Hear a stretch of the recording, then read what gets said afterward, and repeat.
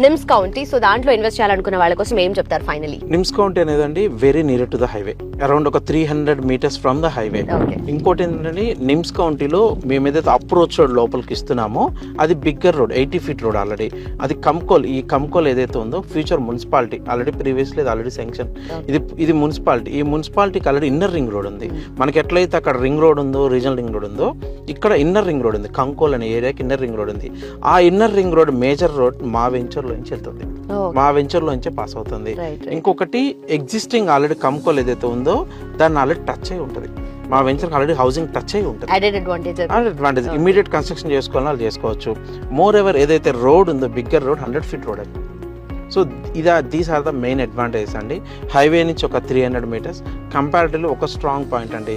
Pricing wise customer వచ్చి enquiry చేసుకున్న ఒక 15% డిస్కౌంట్తోనే ఆ ప్రాజెక్ట్ అయితే లాంచ్ చేయడం జరిగింది. ఓకే, అండ్ రిజిస్ట్రేషన్ మెయిన్ చాలా పెద్ద డౌట్ ఇది, రిజిస్ట్రేషన్ గురించి చెప్తారా? రిజిస్ట్రేషన్ అండి, ఈ 2 projectsలో మీరు రిజిస్ట్రేషన్ ఎక్కడ ఏ పెండింగ్స్ అయితే లేవండి. Customer on own choice. ఇప్పటివరకు అండి నేను కస్టమర్ జనరల్గా వీక్లీ వన్స్ ఒకసారి ఏ కంపెనీ అయినా రిజిస్ట్రేషన్ అనేది ప్లాన్ చేస్తాయి. బట్ నేను ఈ 2 venturesలో కస్టమర్కి ఏదన్నా మంచి రోజు అంటారు, చాలా మంది మంచి రోజు చూస్తారు, ఆ రోజు వచ్చినా కూడా ఆ రోజు కూడా మేము రిజిస్ట్రేషన్ పెట్టాము.